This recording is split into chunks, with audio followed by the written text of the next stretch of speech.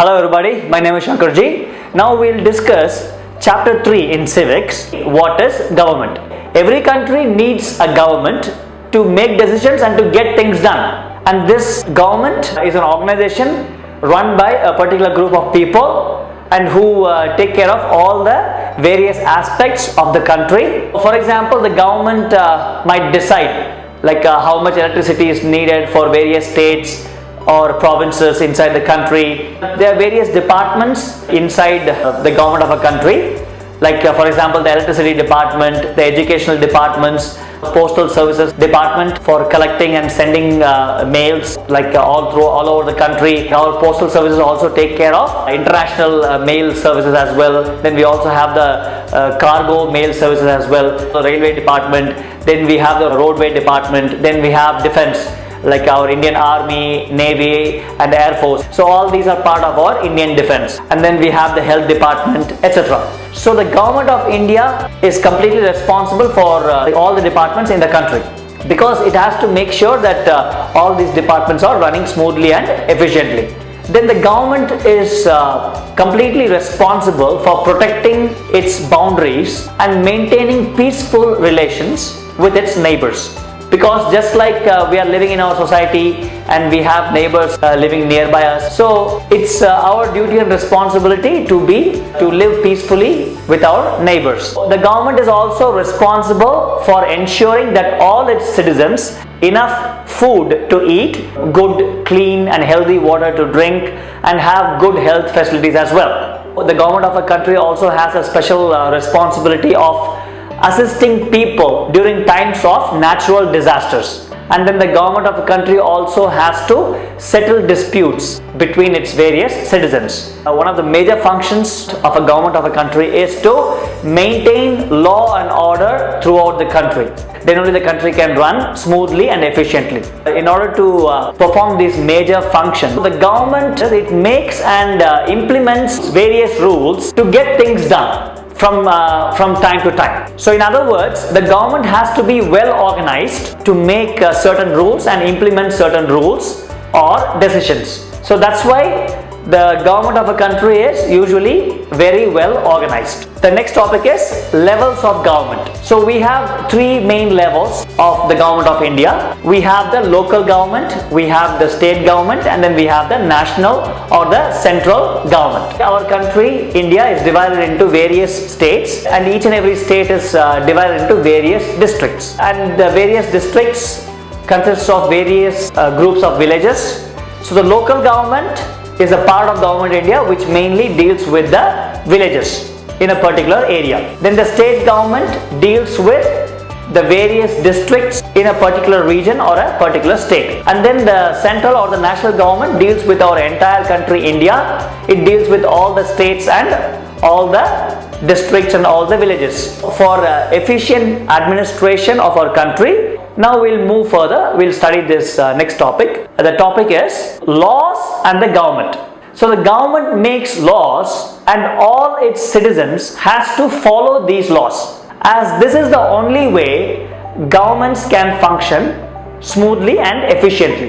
The government can not only make decisions, it can also enforce its decisions on its citizens sometimes. Like a very good example for this is, we all know about the demonetization of the old rupees 500 rupees note and the rupees 1000 rupees currency notes, which took place in the year 2016 CE or the Common Era. This is a very good example of the government enforcing its decisions on all of its citizens. All of its citizens has to follow it. Nobody can go against it. The government of a country also takes appropriate actions against injustice and discrimination accordingly.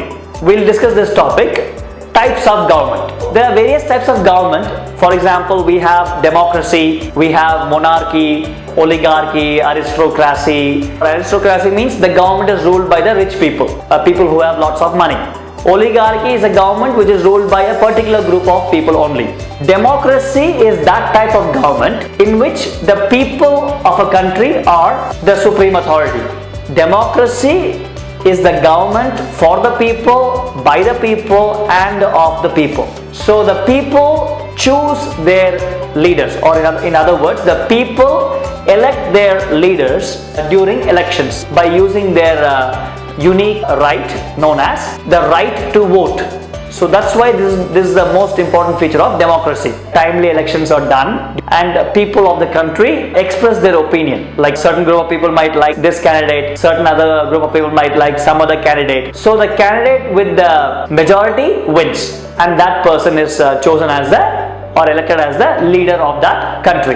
Elections can be done for all over the country, for the state, for the local government as well. So these leaders are known as representatives of the people of the country. The next type of government is monarchy. Monarchy is the type of government in which a king or a queen reigns supreme. He or she takes decisions for the country and the entire country follows it. Unlike the democratic representatives, the king or queen does not have to give any explanation for their decisions. So this system was very common since ancient times. Even now monarchy is there. They guide the leaders of the country and they work with them in a very smooth and efficient manner. So these two are the two major types of government. One is democracy, another one is monarchy. So now let's move further with this next topic, which is democratic governments. The governments of a country which follows democracy, the principle of democracy is known as democratic governments. Our country India is a democracy and it is the world's largest democracy. These kind of democracies are known as representative democracies because the leaders or the chosen people, they represent a particular group of people in the government of the country. And then the universal adult franchise is the right to vote given to all the citizens of a country. All the eligible citizens of our country can take part expressing their opinions in the form of voting. So people go to various election booths where they can express their opinion in the form of votes. We have the various electronic vote machines nowadays, and then we have the list of candidates and their symbols and their parties, political parties. Each and every eligible citizen of our country can go to the election booths or to the polling booths during the election times, and they can cast his or her votes accordingly. So that's why it's very, very important. So this universal adult franchise is the most important right, fundamental right of the citizens of our country, India. Now we'll take a look at a few movements which took place worldwide in Europe and America a while ago, like early in the 20th century. Like we'll take a look at this movement known as the suffrage movement. The suffrage movement took place all over Europe and USA, that means the United States of America, early in the 20th century, for demanding the right to vote for all women. Because earlier only men were allowed to cast their vote, only men were given the right to vote. But then later on women started fighting, even we should also be given the right to vote. Then they struggled, they protested, they took a lot of rallies, protests, demonstrations, and finally after quite some struggle, the right to vote for all women was finally granted to them. These American women, they got their right to vote in the year 1920 CE, Common Era, and the UK women, or simply the women of United Kingdom, they got it in the year 1928 CE or Common Era. And apart from women, even poor people were also earlier not allowed to vote. So even poor people struggled, and after quite some struggle, they also got their right to vote. So struggle for equality is always there. In this way, we studied a lot of wonderful topics, useful and very important topics in this chapter.